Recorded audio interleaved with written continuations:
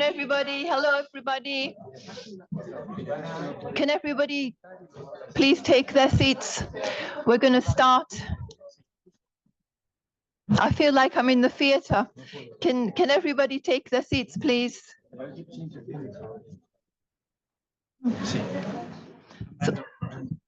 would prefer to speak. Yes, no, it's fine now. It's fine now. So good afternoon. I'd like to welcome you all back, to those of you who are here for the other part of this discussion, and welcome to the new colleagues. It's nice to see so many people at this late hour, where we're going to be discussing the future of Russia's war on Ukraine, what role for the EU. I would hope the EU knows what its role is now, but let's see. I'm very happy to be co-moderating with my colleague from Elcano, because this is a joint initiative, Mr. Charles Powell. I would say that over the last 3.5 years, the EU has shown really important political, economic, humanitarian, and military levels of support for Ukraine.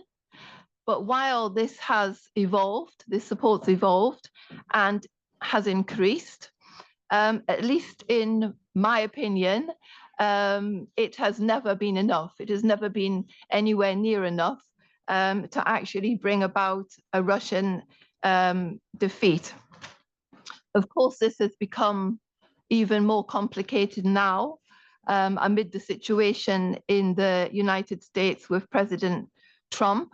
I mean, President Trump's reduction of support for Ukraine and his, I would say, over-eagerness to befriend President Putin, rather than increasing the maximum pressure on this war criminal to end his war, has been a very big complicating factor.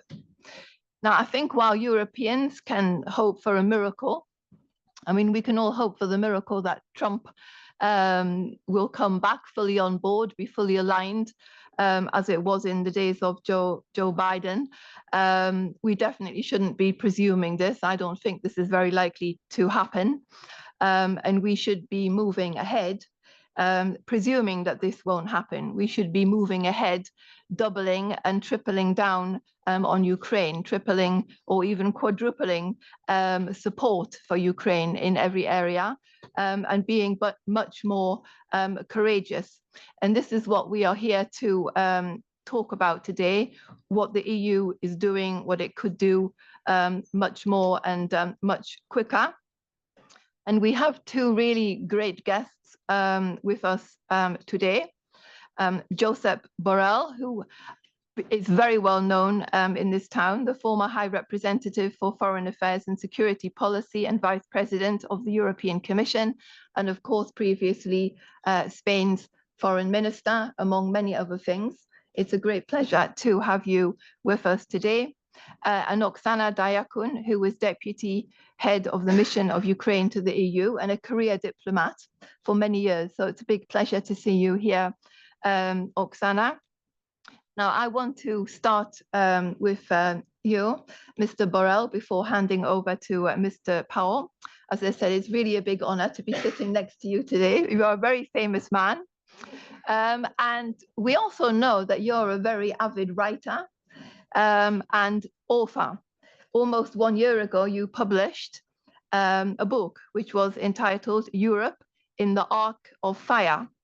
And in this book, there is a line where you were considering Russia's war in Ukraine, and you write, and I will quote, "Many in Europe have certainly been woken up by Vladimir Putin's aggression against Ukraine, but have not yet got out of bed," which I think is a great line. So of course, I'm going to start by asking you, have all Europeans actually got out of bed? And if not, why not?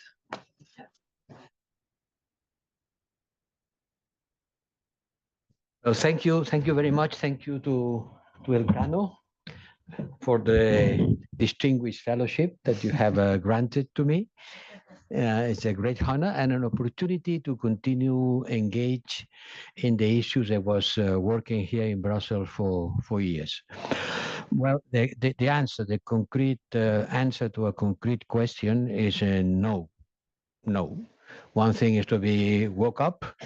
Another thing is to stand up. Many people listen to the ring belling, and then you say, "Oh, it's too early, so let's sleep a little bit more." Not the snooze. The snooze button. No, maybe you wait for the second call, but it's becoming late, and in spite of that, many people in Europe continue believing that well, this is all about alarmism.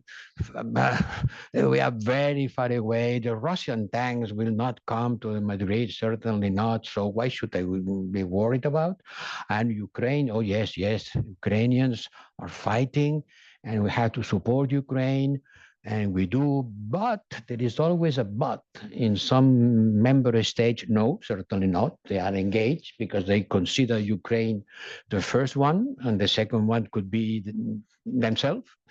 So better to keep Ukraine alive, because if Russians won the battle in Ukraine, the next battle will be against me. And this is a powerful incentive in order to continue supporting Ukraine. But in other member states, I listened to some opinions saying, oh, yes, but at the end it was the NATO fault, especially from the left. It was the NATO fault because you encircled Russia, you didn't fulfill your commitment with Russia, you promised Gorbachev that you will never expand to the east, not a single inch to the east, and then you did it. And certainly Putin had to react in order to defend himself. Well, at the end, Trump has considered that the war was started by Ukraine. As stupid as this, but he said that. And many people consider that, well, has to be balanced. Others consider that we have spent too much money. And others says, well, if the Americans withdraw, we will not be able to substitute the American effort. And this is, my dear Amanda and my dear Charles, the core question. The core question that the Europeans will have to face, I hope not sooner than later, but we will have to face is what we will be doing if the Americans withdraw their support to Ukraine. In practical terms, because the figures they have is that we have been supporting Ukraine more than the US, both from the civilian side of the bill and from even the military side of the bill. And the figures that Trump says, we have provided to Ukraine 300,000 millions of support, and we have been paying that cash while the European has been providing loans, not grants, but loans, are completely false. The figures they have from the Defense Department of the US, sorry, from the War Department in the US, and compared with the Kiel Institute and compared with the figures they have from the European Union, is that we have provided more. I have the figures here, about 180,000 millions, us, and the US about 160. So we are being the stronger supporter. But could we support, substitute the American effort? Can we double our support in order to substitute the American support? Well, that's a key question. And it's not only a matter of money, because with money, you don't create the information and intelligence service that is the most important assets that the US are being providing to Ukraine. But this is the existential question for the Europeans. Do we consider Ukraine's survival as much important as it is?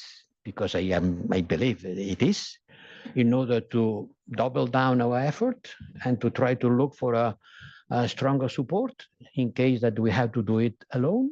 Or can we say to Zelensky, sorry, you have been very courageous, but now you have to put white flag because we will not continue supporting you as much as you need. And this is something that the public opinion in Europe has to debate in order to have a collective answer. Thank you very much. Thank you very much, Josep. Good afternoon, ladies and gentlemen. Thank you very much, Amanda. It's lovely to share this event with you. We are, as Amanda said, we're very fortunate to have Oksana Diakun here with us, and she was reminding me that she was posted in Madrid. Oksana habla un castellano perfecto. Muchas gracias, Oksana, por estar aquí. And she was telling me how fond memories, she had very fond memories of her visits to Elcano, which I'm very glad to hear. Oksana, when I talk to Ukrainian diplomats, there is obviously this sense of urgency, which we in other countries often don't understand. As Josep has just mentioned, there are different perceptions of the threat. By the way, though, in the aftermath of the invasion, or the most recent edition of the invasion, we conducted a poll at the Elcano Institute, and we asked people to identify the biggest threats to Spanish national security, and to our surprise, 52% identified Russia as the biggest threat, and Morocco came second at some distance. Understandably, perhaps, when we repeated this question most recently, Morocco had risen to the first position and Russia had fallen somewhat. So perhaps we can attribute this to war fatigue, or simply to the fact that you have been so incredibly brave and successful in preventing Russia from destroying Ukrainian independence and sovereignty, that people somehow believe that you will be able to continue to do this indefinitely. So before I hand over to you, perhaps I would ask you to tell us what you think the EU should be doing that it isn't doing already. The floor is yours. Thank you. Good afternoon, ladies and gentlemen. First of all, I would like to thank to EPC. Speak louder, because people. Oh, okay. Do you hear me? First of all, thank you, Amanda. Thank you, Royal Institute Elcano, for this invitation. I am truly honored to share this panel with you. And before starting, I would like to say also, Mr. Borell, how grateful and we are in Ukraine for everything you have done during your term in office. You have your contribution to mobilizing support among member states, to pushing for groundbreaking decisions which are still working, some of them, not all of them, unfortunately, but some of them. So we really appreciate that, and that will be remembered by Ukrainians, be sure of that. So, what you can do before I start replying your questions, I would like just give a brief overview. Where do we think we are now? So basically, despite all efforts of the US and personal involvement of President Trump, there is no negotiation table that Russia is willing to come to. And there is no end of the war in sight. So Russia doesn't want peace. Russia continues to escalate in Ukraine with new strikes against civilian and residential infrastructure.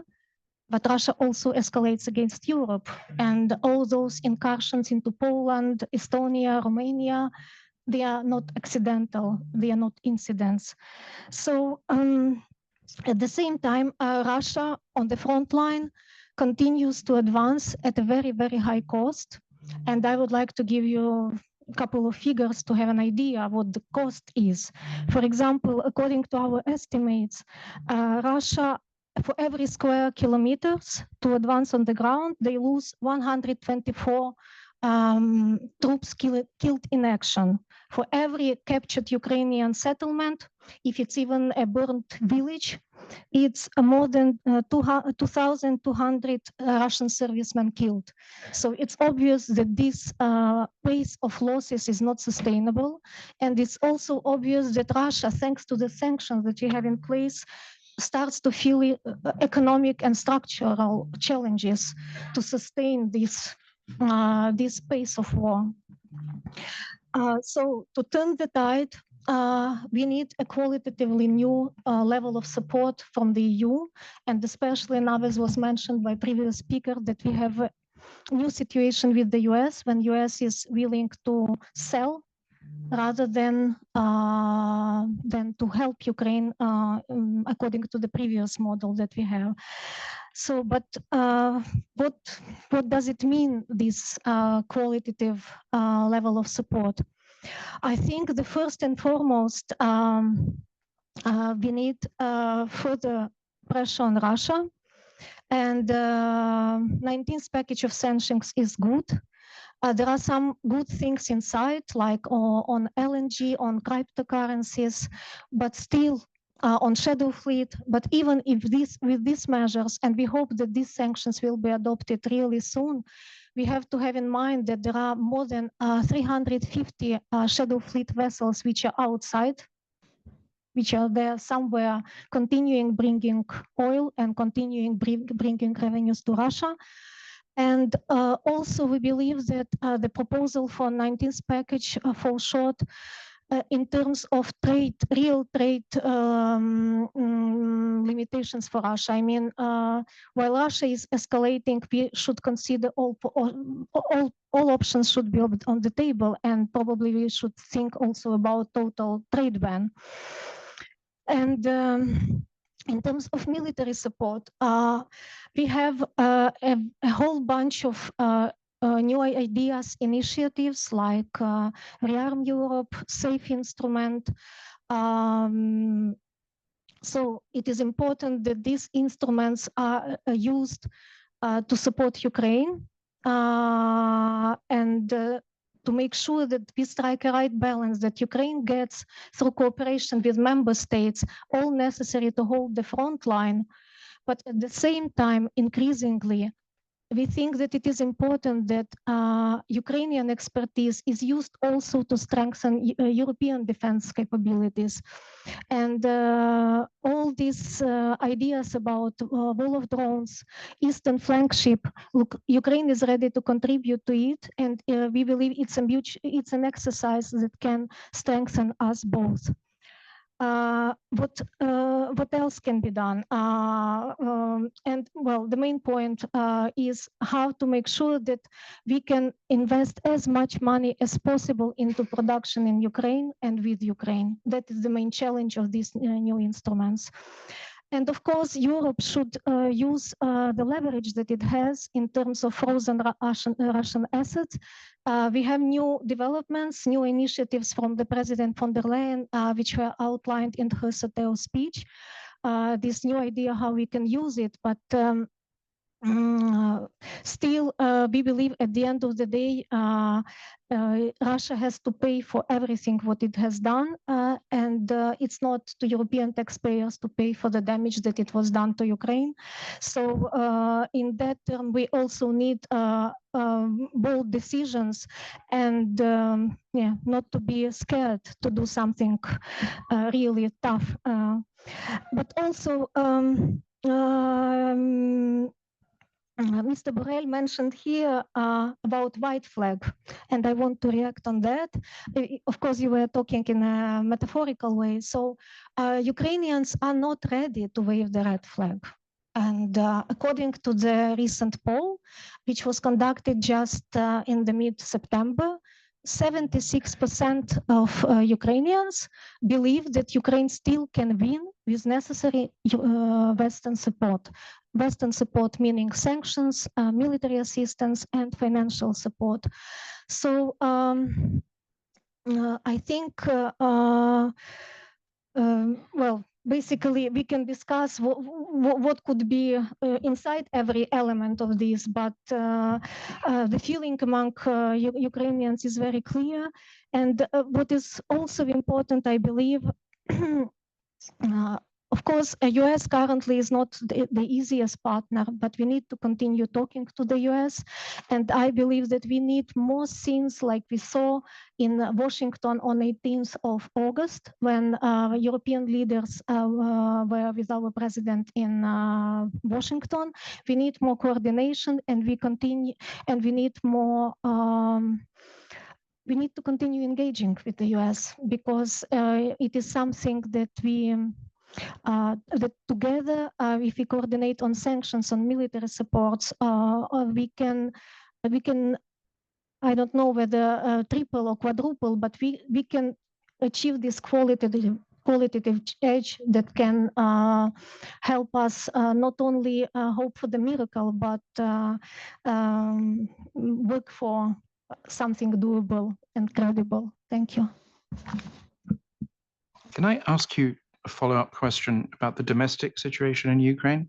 I know this is sensitive, and please forgive me if this is uncomfortable, but as you know, in Western democracies, there have been concerns about the strength, the resilience of Ukrainian democracy. There have been concerns about corruption issues. Some people have demanded elections, which is obviously not a very realistic prospect given the circumstances on the ground. Obviously you are a Ukrainian diplomat, but I know you, and I know you will be objective in your answer. Do you think President Zelensky has done enough to respond to some of these criticisms?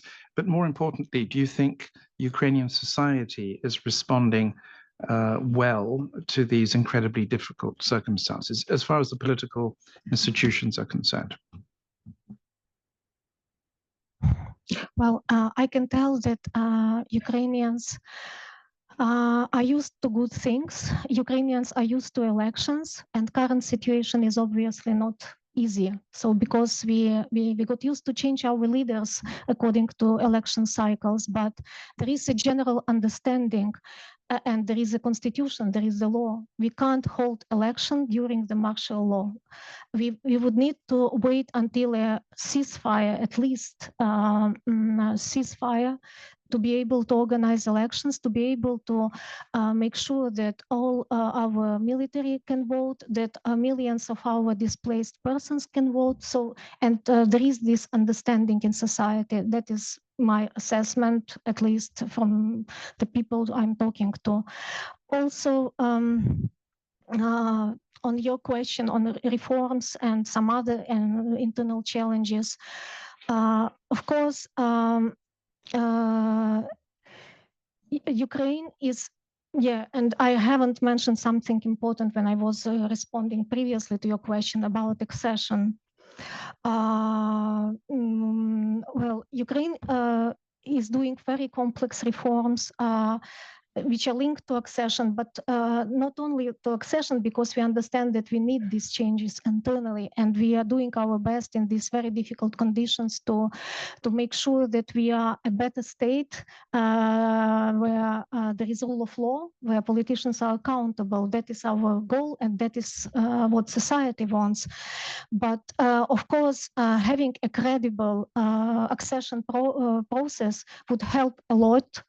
Unfortunately, right now we have a situation when the opening of first cluster is blocked by one member state, and we are working to change this situation, and we hope that it will happen at some point.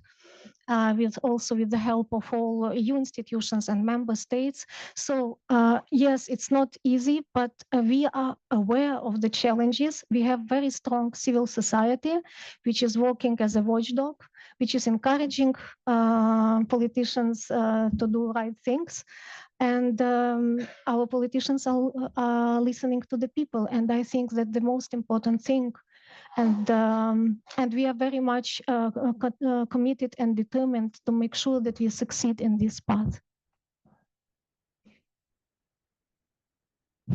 I would have a follow-up question on a different topic, actually about Ukraine's defense needs, because we know that Europeans haven't been able to supply Ukraine quick enough, while at the same time, Ukraine itself has an amazing and growing defense industry. It's full of really innovative, amazing people who can do great things, but they haven't been able to get the sort of investment from Europe or elsewhere into the industries. So I'm just wondering, how can Ukraine and the EU work better together to mobilize European defense industries to be able to provide what Ukraine actually needs for its urgent battlefield requirements?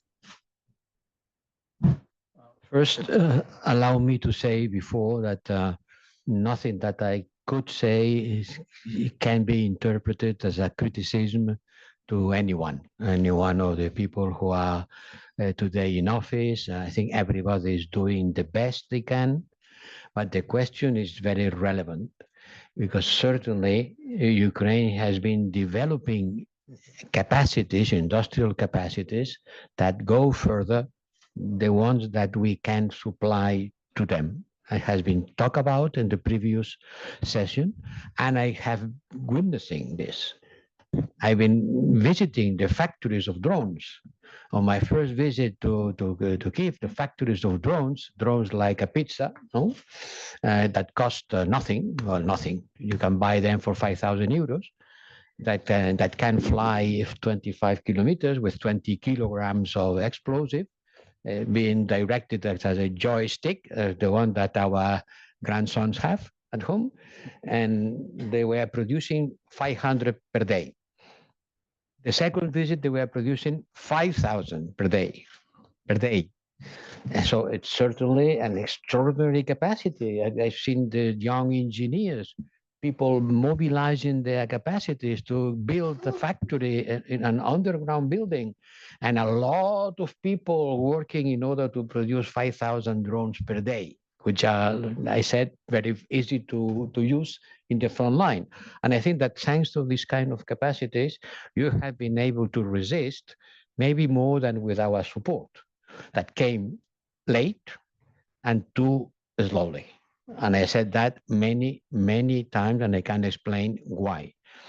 And the funny thing is that today you are providing us with anti-drones arms. This morning has been explained. No? You cannot use matar moscas a cañonazos, as we say in Spanish, no? Using an F-35 or a Patriot to shut down a kind of these drones produced by the Iranian people who are worth at a maximum 5,000 euros. And you have the anti-drone capacity. So that is very funny that we are asking you to provide us with the capacities we need in order to give an answer to the most immediate threat and the most immediate need in the battlefield. So we have learned that the best way of supporting Ukraine is supporting their industrial development.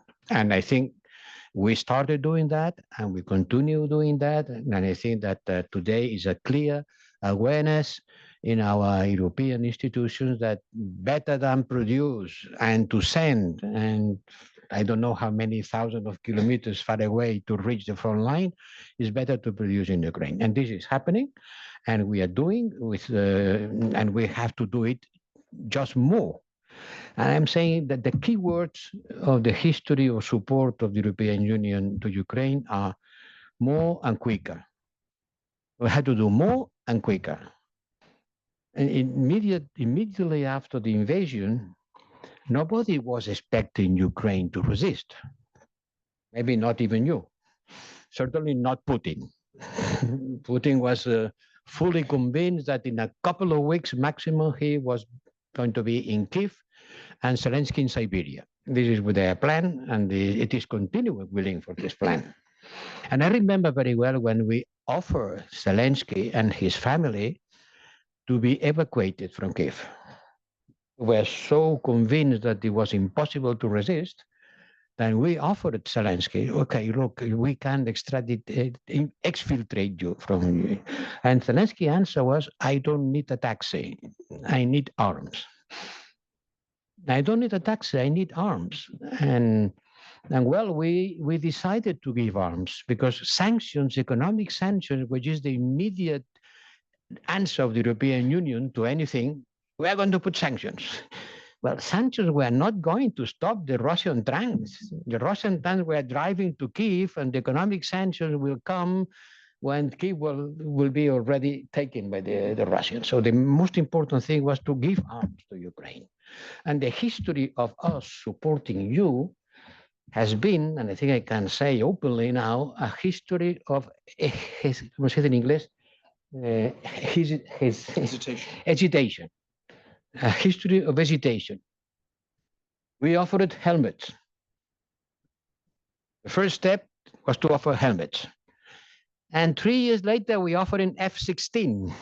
It's a long way from a helmet to a fighter. And this way was being done step by step, because the first time I said, give them fighters. Oh, what are you saying? Fighters? Are you crazy? The Russians will be very upset. And it didn't happen. The second step was give them leopards. Oh, leopards, but my God, are you crazy? The Russians will be really upset. We give them leopards. We finally gave leopards. Once the American gave Abrams. When the Americans decided to give Abrams, then the Germans decided to offer leopards. But how long did it take? Discussion and discussion. Okay, let's give them Patriots. Oh, Patriots, my God, Patriots. The Russians will be really upset. Then finally we gave them Patriots. But it took months and months. And this is a history that it could have been written in a different manner. If we had reacted immediately from Helmets to F-16, not 3 years, but 3 months, maybe the history of the war would have been different. And then came the moment in which we couldn't give you because we haven't. When someone said, give them 1 million ammunition. Once again, the big figures that we love at the European Union. Okay, 1 million. Why 1 million? I don't know, but it's a round figure. Okay, let's see. Can we produce 1 million? Oh, no, we cannot produce 1 million. We cannot even produce 100,000. Oh, what a disappointment.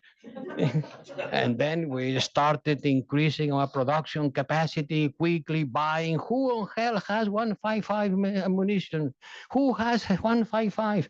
And buying ammunition all over the world in order to provide you with ammunition that was critical. So we could have done better. And you have done in an extraordinary manner. And I think the Europeans have to be grateful to you, because you have shown the way that people can resist, and showing us that the freedom has a price, and we should be ready to pay this price, or at least to pay part of the bill of the price. We will not send soldiers, but we should be able to support you more. And this is something that requires not an agreement between the governments, but talking to the people and explain them why we have to continue supporting Ukraine in order to avoid rhetorically to raise the white flag. Because when we decided to support you, it was not with a ceiling. No, I will support you until 150,000 million euros. Above that figure, I will not support you. No, I will support you in order to you win the war. What does it mean to win the war? Win the war means to expel the invasion. And this is maybe that what Trump said the other day, no? Ukraine will be able to take again all the territories occupied by the Russians. Yeah. Maybe another add-on question. I think, the Europeans still continue to hesitate. Unfortunately, that hesitation has cost tens of thousands of Ukrainian lives. Yes. And we shouldn't forget that. And it's costing more lives every single day. So I'd like to hear your thoughts about the coalition of the willing, which has been meeting now for several months to try and come up with some concrete ideas regarding a potential, let's say, deployment in different ways into Ukraine after a ceasefire. I'm one of those people that believe we shouldn't wait for a ceasefire, that there could actually be deployments to Ukraine in different ways already. But it looks like the conversations have failed to actually come to any concrete outcome yet. There doesn't seem to be a real concrete readiness to do anything at the moment. So I'd like to hear your thoughts on where you think these conversations are going, other than into new conversations, which seems to be the only destination at the moment. I am no longer part of this conversation. I cannot tell you what is going on. I suppose you refer to the coalition of the will in order to provide security guarantees to Ukraine. It means that once the war will be not over, but stop, we will provide with an army who will be watching the ceasefire. That's good, but it is like promising someone that has to go through the desert, that once he will be on the other side of the desert, you will have a glass of water. Because first you have to cross the desert. So instead of discussing how do we stop the war, we are discussing what kind of guarantees we will provide once the war will be over. A little bit funny, no? The important thing is how to stop the war, not what kind of guarantee we will provide once the war will be over, because we will be over, see when and how. The question is that we discuss about it because we don't want to discuss about the key question, which is the territorial issue, the exchange of territories in Trump words. In Trump words, when Trump says exchange of territories means Ukrainians cessation of territories to Russia, because there is not such an exchange.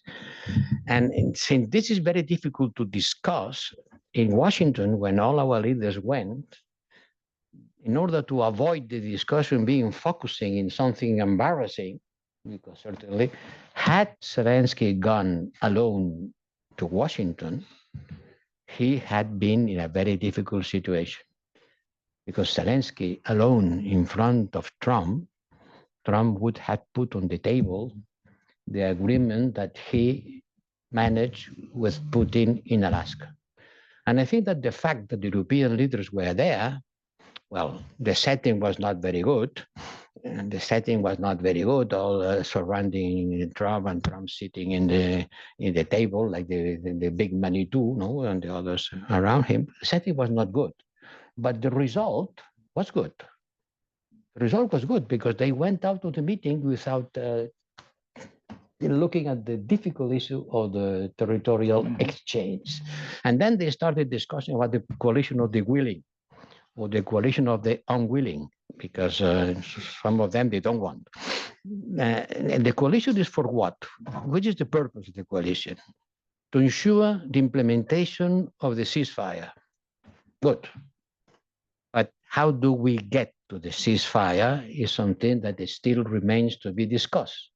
And this is, once again, the core issue of this problem. Oksana, I wanted to ask you, and Josep later, about the more global consequences of the war. The war is like a mirror for many of us, including yourselves, in which you have to contemplate the image that it reflects back. And it's actually a very complimentary image, I would argue, as far as Ukraine is concerned, because it has shown your resilience, your heroism in many cases. The European reflection is not so heroic. I'm self-critical. So the European reflection is ambivalent, shall we say? Yes, as Josep was saying, we've provided billions of euros worth of financial, military, and other forms of aid, but we haven't been as effective as we would have liked. Now, one of the things that I'm interested in is the international, the global context in which all of this took place. For example, I was struck by how difficult it was for President Zelensky to address Latin American parliaments. So what I'm getting at is how this has been perceived in the global South. I will never forget a very unpleasant conversation with a nasty little Bolivian diplomat whose name I will not mention, who told me very condescendingly, "Esto es una guerra de blanquitos." This is a white man's war. It has nothing to do with us. You Europeans should fix it. So the next time that he's in trouble, I think I will remind him of that conversation. But what I'm getting at is, how much solidarity have you felt worldwide? Do you feel that you've been able to make your case in Latin America, in Africa, in the Arab world, in Asia? And if not, why not? Well, interesting question. Indeed, we have faced a lot of difficulties in talking to our global partners, and it was surprising because we thought that it was clear for them that this war is an imperialistic war, that Russia is acting basically like colonial power, and we hope that it would resonate with Africa, but surprisingly, it didn't so far. We don't give up. Our approach is to engage and to talk. And actually, I would like to thank here also for the EU support in outreach to Global South. Last year, when we did events on Peace Formula, it was remarkable how EU helped us to talk to partners, because it's not always easy. And in practical terms, we have done a huge effort, even in spite of war, to increase our presence in Africa. We have opened recently 8 embassies in Africa, and we are expanding our presence in Latin America as well. In Asia, recently we opened embassy in Philippines, and in Latin America, it's Dominican Republic, Uruguay, so like 5 new embassies. So we understand the challenge. Unfortunately, part of the reason why we haven't been successful is Russian propaganda, which is extreme, and disinformation, which is extremely, I would say, efficient. And that's why we are working also together in coordination with the EU and Stratcom in trying to reach this audience and find the right way to explain them our cause. And if we work and explain, we feel that the message is getting through, but it takes a lot of efforts. And yes, that is response to your question. And I would like, if I may, to reflect briefly what was said by Mr. Borell. You mentioned how was difficult this process of convincing, giving Ukraine tanks, fighter jets, etc. And there is one element which we haven't achieved, is long-range missiles. And it has been 3.5 years, and Ukrainians came up with their own solution, which deep strike drones. So right now we are able to strike deep into Russian territory more than 1,000 kilometers. And I will say that our sanctions from our drones can be comparingly even more efficient than some energy sanctions from the partners. So what I'm trying to say, while Ukraine hasn't been, just waiting for support. Right now, we are able to cover up to 40% of our needs, but we have a huge gap in terms of financing to increase our production. And that is where, when we come back to the subject of our discussion, what EU can do more to make sure that all these instruments which have been put on place by new commission, that they really are implemented together with Ukraine, and efficiently. Yeah, thank you. Josep, can I ask you about Russian frozen assets? I mean, I know we are a community of law. So a friend of mine says, no, we're a community of lawyers, which is not the same thing. But we should be a community of engineers. And absolutely, things would be much better. So what can we do? The Commission is being more inventive. It's being more creative. Ursula von der Leyen has mentioned new techniques that we might use. But if I were Ukrainian, I would be pretty outraged. Yeah. This is what, 120, 130 billion euros they're not actually sitting there. They could be mobilized.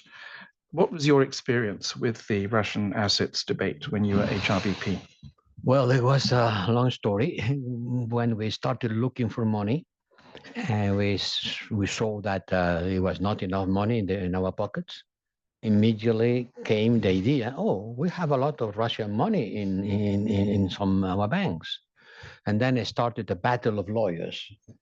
Yes, we can. Yes, we cannot. Oh my God, the euro will suffer a lot. The credibility of our currency. It was a little bit the same discussion about, oh my God, the Russians will be very unhappy.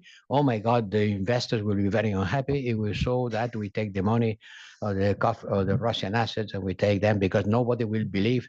But look, we are not taking the money of an investor. We're taking the money of state who has been launching a war, and sooner or later they will have to pay reparations for this war. So, and then at the end, the lawyers reach a conclusion which, not for an engineer, but for an economist, was quite strange. They said, we cannot take the capital but we can take the revenue of the capital.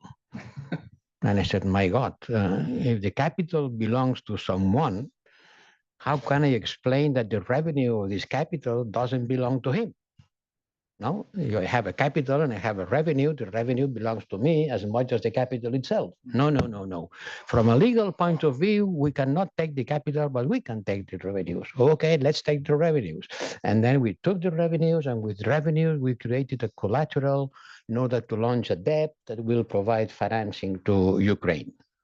Less than nothing. But now it comes again, because certainly with the revenue of the capital was not enough. And then the idea comes again that we can take this money, but not to really take the money, but to use it as a collateral of a loan. The same thing we did with the revenues, do it with the capital. And then the lawyers are discussing, I don't know, but certainly if we were in an urgency, if the war was against us, we would not be taking so much considerations, and we will be acting. So it will happen. It will happen, but it will take too long. And this is one again, the idea that we are taking into consideration geopolitical constraints and financial constraints, but we took the revenue. And they said, well, if we take the revenues, we cannot take the capital, but we can take the revenues. But to whom belong the revenues? To the owner of the capital? No, no, no, no. The revenues can be taken. We don't violate any law by this. I said, okay. Well, and it was quite efficient because we took these revenues in order to give collateral to a much greater loan that is going to be supplied to Ukraine. I ask you a question about the Global South. Oh, yes. You have expressed frustration on a number of occasions about the reaction of a lot of your interlocutors when you were traveling around the world as HRVP. You just didn't understand the reaction of many world leaders. Can you tell us a bit about that? Yes. Last time it was in Africa, my last trip to Africa, it was a demonstration against me, and the young African people were with billboards saying, Putin saved the Donbass, and now he will save us. A crowd of young people, young Africans, with these billboards, showing it to me, Putin saved the Donbass. I wonder if they knew where the Donbass is, but someone gave them the billboards, and some of them instructed them, to say instructed is the most soft word I can find it, in order to send them to show that we are supporting Putin and we are not supporting the Donbass. And I said, well, Russia has been able to mobilize people around the world with a much stronger propaganda capacity, poisoning the minds of the people or buying the minds of the people in order to mobilize ordinary people and the governments. The governments were very upset with the war because the war stopped the supply of food. And suddenly people who were eating from Russia, not from Russia, but agricultural products coming from Russia or from Ukraine, were poisoned by the idea that we put sanctions to Russia, and these sanctions were preventing them from receiving agricultural goods. And it took a long time to me to explain to them that our sanctions excluded agricultural products. And I remember some discussions with leaders, heads of state of African people saying, you are killing our people of hunger. We don't have wheat, we don't have cereals because you forbid the export from Russia. No, that's not true. We are not forbidden the export from Russia. But it took a long time to convince them that it was used by Russia as a measure of pressure. Then there is still the anti-colonial feeling. You cannot go to the Africans saying that Russia is a colonial power. Say colonial? I remember some colonial powers. They went through here before, so you cannot blame Russia for being a colonial power because in Africa, they know very well what does it mean, a colonial power. And in Latin America, there is the anti-imperialism feeling. And if the US are supporting, we will be in the other side, just because of the historical balance. And this is more important in the left. Look at the Lula position. Also in the left, you have Chile, which is certainly supporting international law and supporting Ukraine. But in general terms, in Africa, in Latin America, in Southeast Asia, the idea that this is a war between colonial powers, and this is something that doesn't affect them, and you can tell them, yes, but violation of international law. Well, violation of international law, el primero que tire la piedra, no? The first one that violated international law, you did it many times, so don't tell me that violation of international law is something that you are not used to do. And you go to Trump and you talk about taking territories of the neighbor, you will say, well, this is the most normal thing to do. I've been taking territories of the neighbor the whole year, the whole life. So you cannot expect for historical, for geopolitical reasons, for cultural reasons, a mobilization of the world supporting Ukraine. And it has been a mobilization of the world to support the Palestinians. Unhappily, it is the way it is. And the Europeans have to bear the burden, because we cannot expect demonstrations in Janeiro, Rio de Janeiro, or in Addis Ababa supporting the Ukrainians. You will see demonstrations supporting the Palestinians because it is considered a just cause. But the Ukrainians have to rely on the support of the. If tomorrow there is another vote in the United Nations General Assembly to vote against supporting Ukraine against the invasion, I am afraid the number of votes will be much, much lower than the first vote when the war started. Many people who voted for you, they will not do this time. Sorry to say, but this is my feeling.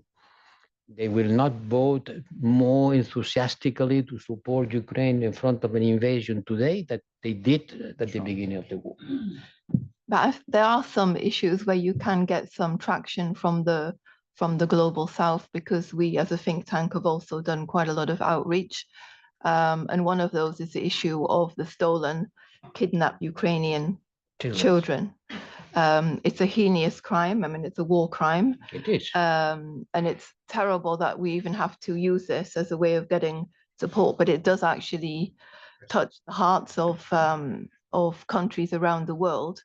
And I believe, correct me if I'm wrong, Oksana, but I think it's actually been effectively, I mean, the leadership of Ukraine are doing a very good campaign, advocacy campaign, calling on countries around the world to support them in having these children returned from Russia. I mean, many of them are just lost into the middle of nowhere. Nobody knows where they've actually gone to, because the Russians change their IDs and everything else that they could possibly do. But it does actually bring countries on board to support Ukraine, whereas some other topics don't. Yes, because it's more being perceived as a humanity cause. It's more being perceived as something tangible. You stole the children. But the geopolitical idea that someone invaded the neighbor is, well, invading, and that's very bad. To invade the neighbor certainly is very bad. You should not do it. And at the first vote at the United Nations Assembly was expressing this general idea that you cannot invade your neighbor. Today, I wonder how many people who voted will vote again. And I think one issue that matters is our different approach to the war in Ukraine and what's happening in Gaza. Exactly. Many people around the world say, okay, you are not reacting on the same way. It's not your fault. Huh? I'm not blaming you, I'm blaming us. I'm blaming us. We didn't give enough importance to what's happening in Gaza, and people say double standards. The accusation of double standard is there. Whatever you want to explain, no, it's not the case, because it's a lost case. It's a double standard. Yes, but if I have to defend my cause, I I have to look for arguments, no? But now certainly is a double standard, certainly. But it's not going. You are not going to change that at the European Union. No? Would you like to address the children? No, I would like to add comment to what Mr. Borell said. You mentioned how different would be the voting in the UN. And I would like to say that unfortunately, with every month, and I'm not mentioning year of the war, the erosion of international institutions is getting worse and worse. So we are seeing what is happening with ICC orders, which are not being respected anymore. We have seen just yesterday news about 3 African countries wanting to withdraw from ICC. We see a total lack of credibility and efficiency of the UN because that's what Russia do. We have a UN security member which can do whatever it wants unpunished. Nobody wants to bring Russia or can to bring Russia really accountable. And I think that this situation of prolonged war, when one particular state can do whatever it wants without consequences, well, except for sanctions, that is very dangerous and poisonous reality, which intoxicates everything, unfortunately. So that would be my comment, and that's why it is extremely important. I'm sure that I don't have to convince you. We don't have to convince people in this audience how important a just and lasting peace for Ukraine is, with full restoration of sovereignty and territorial integrity. Because otherwise, we will find ourselves in a world where we wouldn't like for our children, for our grandchildren. Yeah. I fully agree with you, and I try to convince all my interlocutors in my ordinary life with my friends, and now that I am a member of the civil society. But I have to tell you that there is some resistance to buy this narrative. There is some resistance. In spite of that, I think we have to continue, all of us, to explaining that what is going on in our eastern border is not only a matter of survival for Ukraine, but it is the first step of a very risky dynamics. If Putin was in Kyiv tomorrow, then someone will follow. Another country will follow. Putin will not stop in Ukraine. But many people don't believe it. Many people say, okay, this is an isolated problem. Putin is not crazy enough in order to attack a NATO member. And so things will be stopped. The war will stop if Ukraine surrender. I don't think so. The war will not stop if Ukraine surrender. By the contrary, the risk of war that will affect all of us is going to be much bigger. But this requires an explanation, a kind of pedagogical attitude that is quite lacking in our democratic societies. I don't see that debate on the political debate in Spain. I don't see that in many other places. And then when I'm traveling, or I was traveling around, I found this reluctance to accept the idea that Russia has to be punished. Because if they had accepted this idea, the sanctions will be implemented not only by the Europeans and the Americans, but by many people around the world. By the contrary, what they had to fight is with the pressure of many people willing to lift the sanctions, because they consider that the sanctions were not punishing Russia alone, but were punishing many trade partners of Russia who were cut of the Russian products, which were badly needed.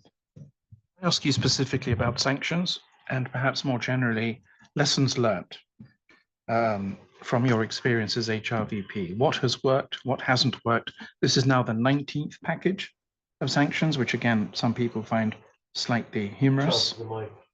Sorry. We've now adopted the 19th package, right? How many more will we have to adopt? But what are your thoughts about the impact of sanctions, which goes beyond the Russia-Ukraine issue? Well, there are different appreciations. There are different reports. There are reports who says that the Russian economy is facing a very bad situation. They will go into recession. that the interest rate is very high, inflation is very high. Others say no, Russia can survive because they have moved towards a war economy, a kind of military Keynesian. I produce for the war, and this keeps activity and employment high. And as far as I have external revenues that I could invest on financing this war effort, things will continue. So the important thing is to cut the external revenue of Russia. On that, I agree fully that all the efforts to cut the external revenues, because external revenues are the way they can finance the war effort without the economy going down. It doesn't go down because there is an external flow of resources. And then there is another question that is difficult to deal with because it's a kind of blaming ourselves. But if you have a look at the exports of the Central Asia countries, and the Caucasian countries, and even some friends of us, it's incredible the booming. 800% rise. Yeah, no, I would like to show an image. I don't want to mention anyone, but I said the area, Central Asia, the Caucasus, all the borders of Russia towards the east, they have been increasing their export to Russia incredibly. And then the question comes, this appetite to export to Russia, where does it come from? Well, it is not their products, it is our products that go to a triangular way. We export to Uzbekistan, to say someone, and then Uzbekistan exports to Russia. Are we naive enough to believe that this is products from Uzbekistan? No. They are imported and re-exported. And most of these products are European products. And I want to mention a specific country, but this is something that should have been cut, and we haven't been able to cut for internal interest. But we are the first one on cheating our own sanctions. What do you say about President Trump's demand that Europeans stop buying LNG from Russia?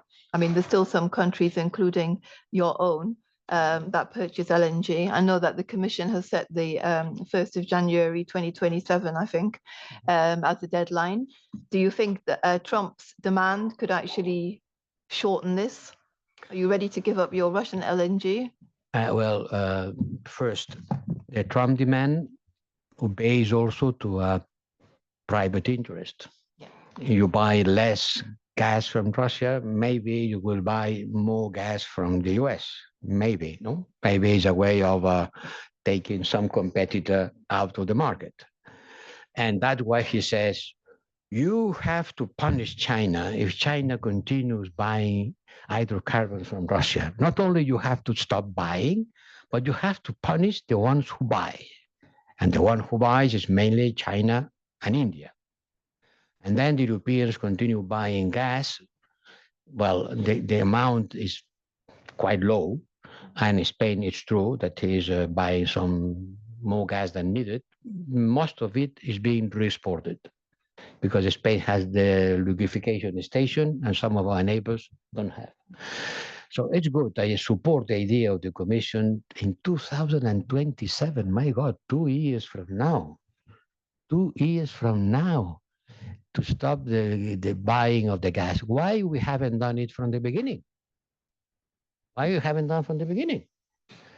Because some member states considered that their dependency from the Russian gas was so great and impossible to look for alternative sources that they block the decision of forbidding buying Russian gas. They block. They say, no, we don't support it. We don't support it. In unanimity rule, we don't do it. So it has never been forbidden to buy Russian gas. Forbidden, never. In spite of that, the amount of Russian gas went from 40% of our consumption to, I think, 15% of our consumption, mainly because Germany stopped buying Russian gas and started buying American gas. Well, the problem continues being the countries who are inside isolated inside the European geography. They're taking Russian gas by pipeline, and they consider that they cannot take it by any other way. I think that's an excuse. It was an excuse 2 years ago. It continues being an excuse today and 2 years from now. If they want, they can. The problem is that they don't want, and they take the excuse, oh, I don't have a pipeline. I don't have a pipeline. Okay, yes, you have a pipeline. If you don't have a pipeline, you build it. But so it's good late than ever, but it's a good thing to do. And the same thing about oil. We continue buying Russian oil. And we know that we are buying Russian oil that sometimes is being transferred in high sea from one ship to another, being unloaded in the European ports because it's not Russian oil. Well, it is Russian oil, just to change the ship. So on that, we haven't been enough activists in order to stop this flow of money for Russia. But don't make a mistake. The big amount of money to Russia doesn't come from the Europeans. It comes from India and China. And you cannot say that it's forbidden to buy Russian oil, but it's not forbidden to buy gasoline produced from Russian oil in India.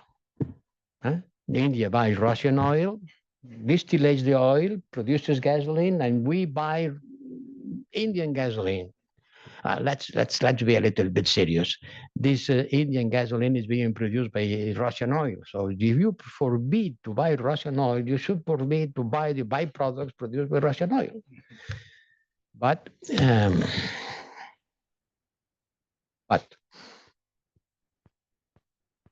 we should take some questions from the floor. I think we dominated the conversation up here, Rita. So if you can tell us who you are and where you're from, my colleague here, Danilo, has the microphone. Thank you. Yes, John Rutherford from BVA. Thank you for this very interesting panel discussion. I had a question and sort of just playing with the title. Do you see a role for the private sector? Let me explain. Russia has targeted Ukraine's infrastructure, power stations, transmission lines and the like. It's also attempted to degrade the country's export capabilities. Do you see any role at present for the, say, Europe, for the private sector generally to support Ukraine? Or do we have to wait for some ceasefire? Have you had discussions with private investors? Have they mentioned, for example, fear of being targeted by, Russian cyber attacks and so forth? So what is the situation generally with private sector actors? Thank you. Well, as far as I'm aware, we are talking to private sector basically from 2022 about recovery and reconstruction, starting from the first URC conference in Lugano, Ukraine Recovery Conference. So, and we are trying also to engage as actively as possible foreign business and foreign and private investments in Ukraine's recovery. Right now, probably the focus is on a military side because we encourage a lot military companies to come to invest to Ukraine to create joint ventures with our defense sector companies.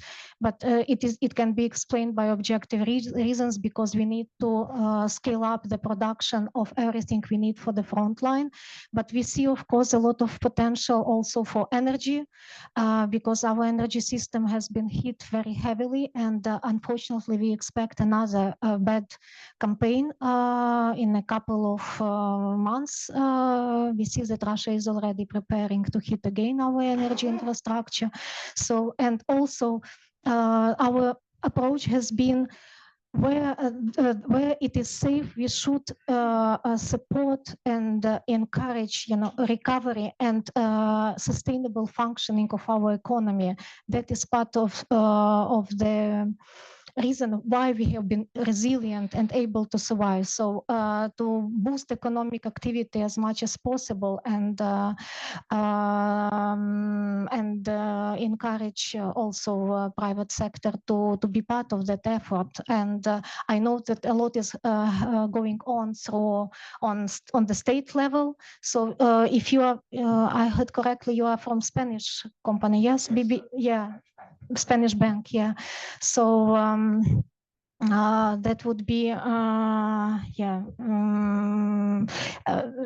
also in coordination with the government to see where they see the place for private initiative to support all effort that Spanish government is doing as well to support Ukraine. Banco Bilbao Vizcaya, one of the best banks in the world. Maria. Thank you.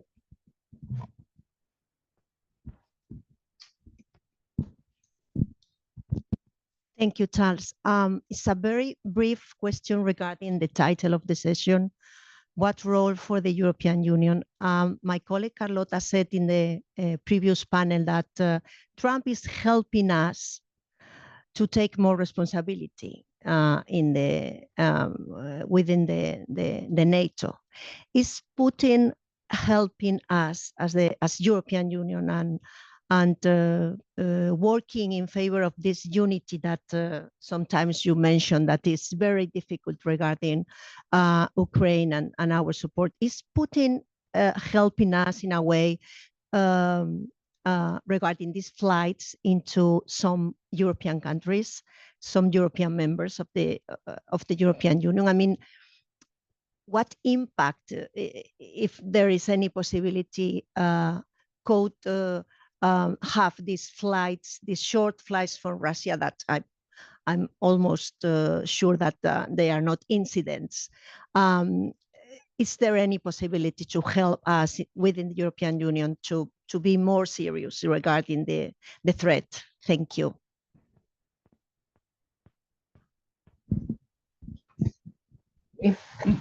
Well, to be frank, I don't know. I just was watching the news that the plane that the Spanish Minister of Defense coming from Lithuania has been, it seems, being suffering some GPS interference when flying nearby Kaliningrad.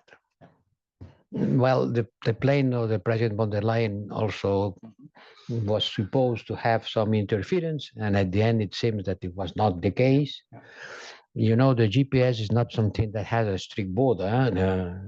Here stops the wave of GPS and start again. Kaliningrad is a very narrow area, maybe some incident or not. In the case of the President of the Commission, it seems that it was not an interference. Well, it was not exactly the way it was described because it was a very short delay and the GPS was never lost by the plane.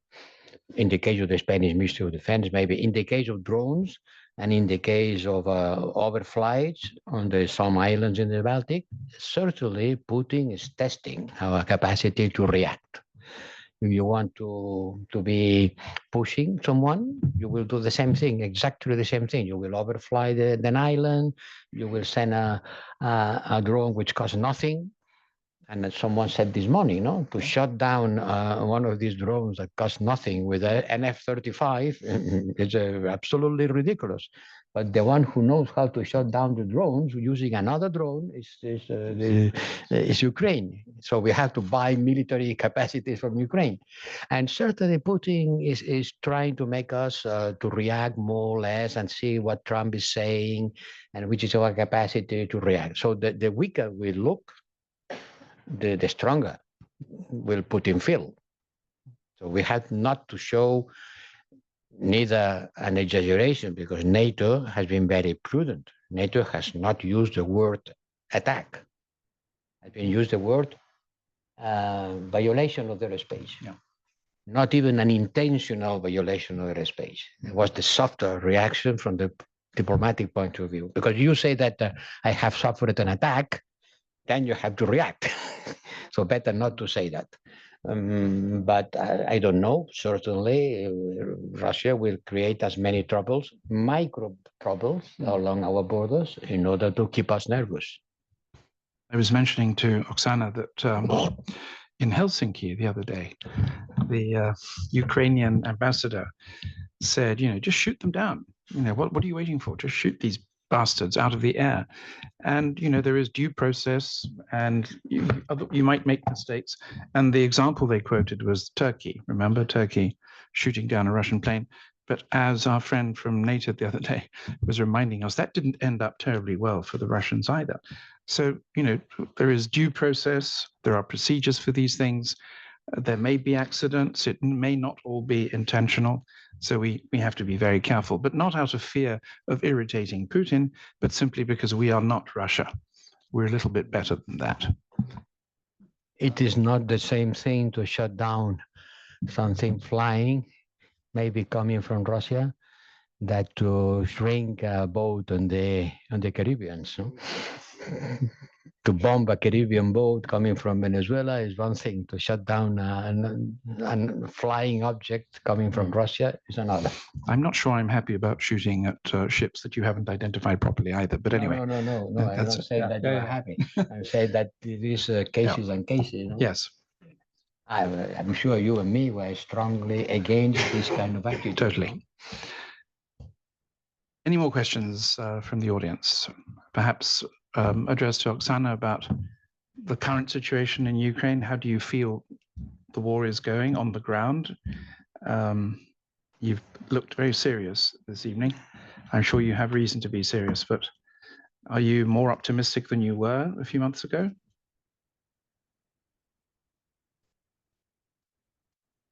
Well, I mentioned it briefly in my intervention. Yes, it's true that Russia continues advancing slowly. We can't deny that. However, basically, we can tell that the outcomes of the summer campaign of this year have been much, much modest than they have been planning. They are still very far from capturing the Donbas. So, and you have to think that Russia is fighting with us for the more than 3 years and a half for capturing 2 regions. So second army of the world is not able to capture 2 Ukrainian regions. So when we are talking about, Ukraine is losing the war, we have to think to see the picture from the other perspective. We have Russia who is not able to capture 2 Ukrainian regions. It will not succeed in any foreseeable future. So, the advancement has slowed. We are now, we have conducted several very successful campaigns with deep strikes inside Russia. We see that the consequences of these deep strikes are really working and disrupting the logistics, because we are targeting military fields, ammunition depots, etc. So it is working. This pressure is mounting, and we have this resolve of our people to continue defending their land. So that is something that hasn't changed. Whatever happens in the next months, we will be there. And you have seen that, that basically what yesterday President Trump told after the meeting with our president, I would say that his assessment reflects the assessment of Ukrainian polls, that he believes that Ukraine can regain everything, that Ukraine can prevail. So we also believe it. And but of course, the situation is not easy. But overall, I think that we shouldn't be, over pessimistic, because we have to see a broader picture. And the broader picture is that Russia is having increasingly problems on different fronts. And hopefully at some point, and maybe 2026, it would be the pressure would be so high that they would need a real need to start talking.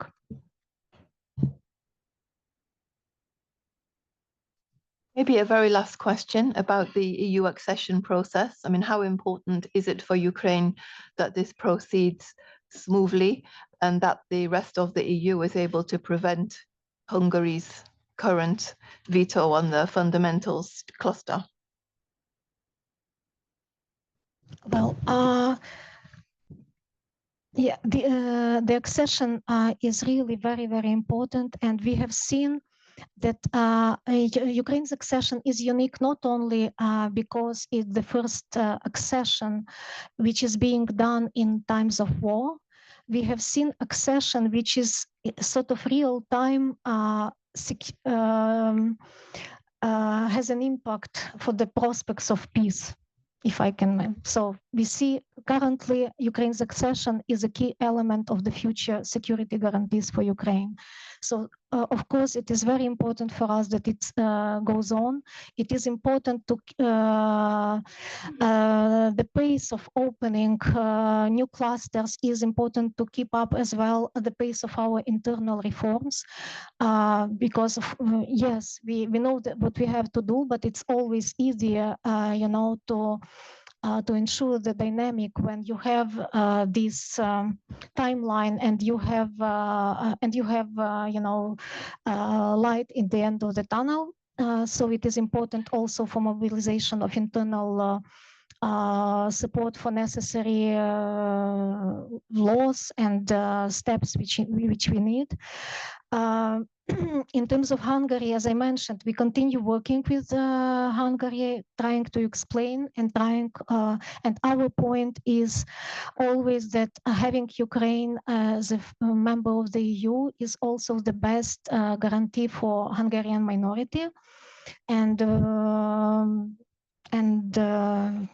Yeah, we also hope, and it may be that because we have to think that a larger union would need necessarily some change of internal procedures.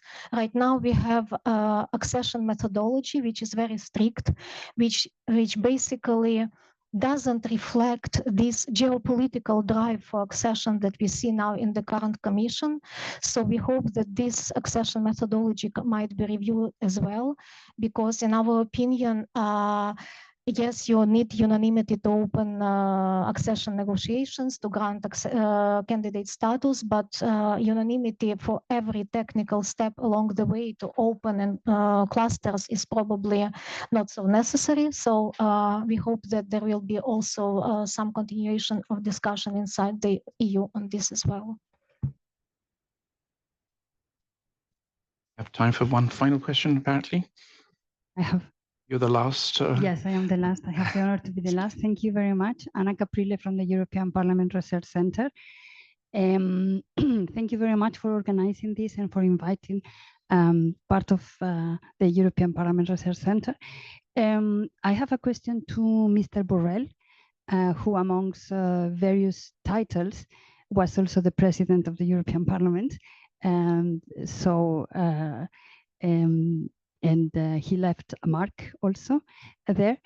I have a question regarding one article published today in El País, signed by you, por una Europa estratégica de defensa today. And the last paragraph, or one of the last paragraphs, was quite intriguing. You are encouraging to take courageous steps in the European Union, if necessary, through a new treaty. I was intrigued by that, and since we have the best thinkers in the Brussels bubble, or monster, as you said, is that a question that is being considered? Is something that your think tanks will put on the table soon? Yeah, especially to avoid unanimity at every step and being accused of immobility or paralysis. Thank you. It was not the first time I said such a thing. I know it looks a little bit provocative, but let me remind you, how do we manage to look for a solution for the euro crisis? It was the British veto, and we created a new treaty which was not a treaty of the European Union. It was a treaty agreed by some member states, the treaty that established the European mechanism, stability mechanism, the Salva Estado, the IMES. It was a veto. How do we circumvent the veto? Well, we create another agreement, call it treaty. It was a treaty, international treaty, in order to, the ones who wanted, they could do. If we continue having blockages, when I left Brussels, I left 6 billion euros on the table that could not be paid to Ukraine because Hungary opposing. 6,000 million euros. They were ready to be sent to Ukraine to feed the industrial capacity. It was not possible to pay because Hungary opposed. They are still opposing. So if it is impossible at a certain moment to circumvent the veto, the unanimity means veto, and if we don't use the enhanced cooperation, the structured cooperation, which is another way of trying to circumvent the unanimities, then the ones who won will have to agree to do. The ones who want, the ones who really want to build the European Defense Union. Ones who want, sit together and decide to do it, and the others will continue doing something else. At a certain moment, and I hope it's not going to be too late, the fact that we cannot go ahead with our rules will make us either to change the rules, which is not possible because it requires a treaty change, or the ones who want the coalition of the will. The coalition of the will create a willing capacity, which means a treaty establishing an European Defense Union. That's what we need today, an European Defense Union.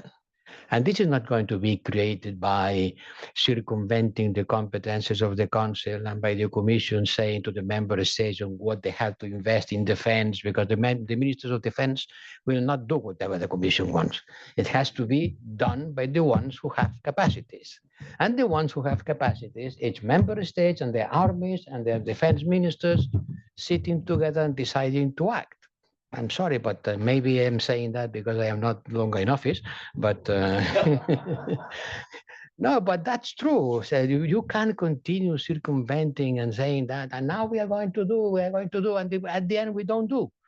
So the ones who wants to do, let's create a coalition of the will. Mm-hmm. And now I have to take a plane. Sorry, you have to leave. Thank you very much.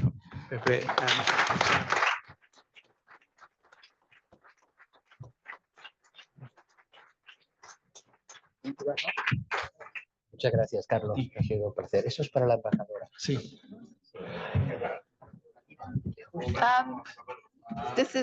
Thank you everybody for joining us today. I think we had a really excellent discussion.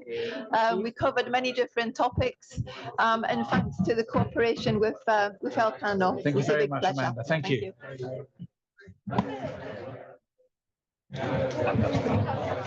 You.